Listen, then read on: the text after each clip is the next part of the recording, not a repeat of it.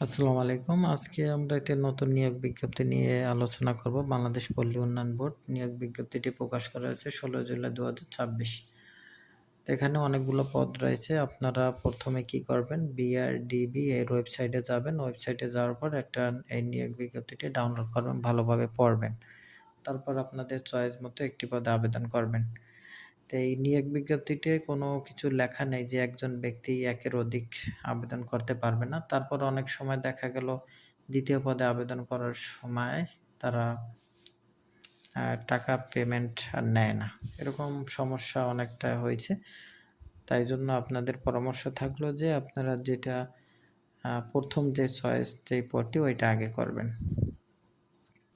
এখন আমরা পদগুলো দেখব, যেমন সহকারী পরিচালক নির্মাণ। এখানে হচ্ছে শিক্ষাগত লাগবে সিভিল ইঞ্জিনিয়ার স্নাতক ডিগ্রি। তারপর হচ্ছে সহকারী প্রোগ্রামার, তারপর হচ্ছে গবেষণা কর্মকর্তা ৩ জন, তারপর হচ্ছে সহকারী অ্যাসিস্ট ১ জন, তারপর হচ্ছে স্টেনোগ্রাফার কাম কম্পিউটার অপারেটর ৫ জন, অফিস সহকারী উচ্চমান সহকারী আছে ৬ জন, গবেষণা অনুসন্ধানকারী আছে ৩ জন, তার পরিসংখ্যান সহকারী আছে ২ জন। তারপর হচ্ছে নিরীক্ষা সহকারী হচ্ছে ৭ জন, হিসাব সহকারী হচ্ছে ৩৬ জন,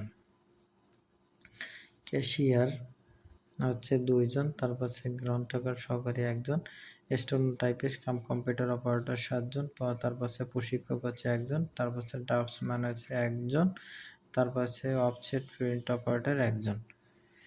এখানে আপনার গ্রেড দেওয়া আছে, তারপর শিক্ষাগত যোগ্যতা দেওয়া রয়েছে। এগুলোর বললাম না, আপনারা নিয়োগ বিজ্ঞপ্তি ডাউনলোড করে দেখে নেবেন। তারপর ১৭ নম্বর পদটি রয়েছে অফিস সহকারী কাম কম্পিউটার অপারেটর।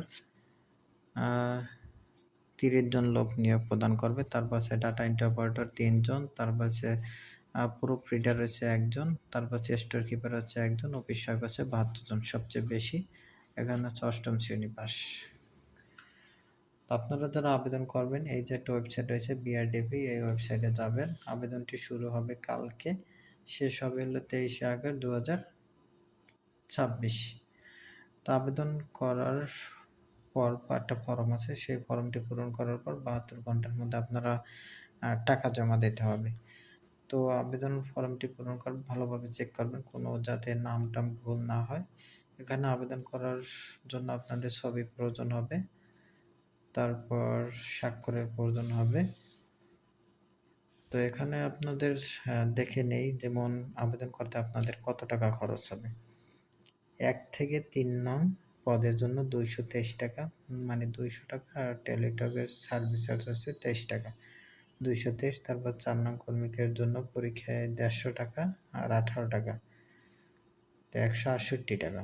তারপর ৫ থেকে ২০ নং পদের জন্য ১০০ টাকা আর হচ্ছে ১২ টাকা, মোট ১১২ টাকা। ২১ নং পদের জন্য ৫০ আর ৬ মোট ৫৬ টাকা।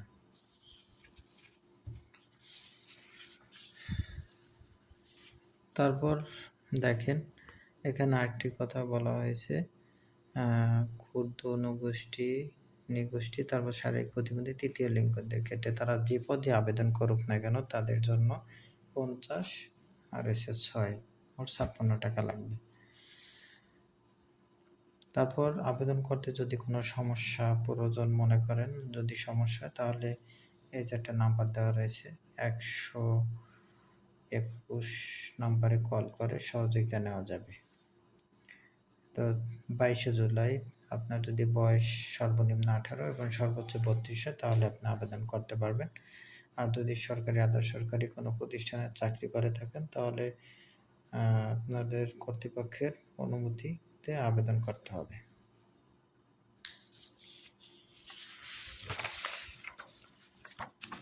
তারপর দেখেন, এই নিয়োগ বিজ্ঞপ্তিটি মনে হয় যে আগেও প্রকাশ করা হয়েছিল। তো আগে যারা আবেদন করছেন, পুনরায় তাদের আবেদন করার প্রয়োজন নাই।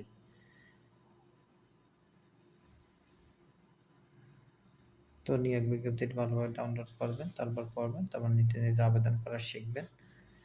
ধন্যবাদ সবাইকে।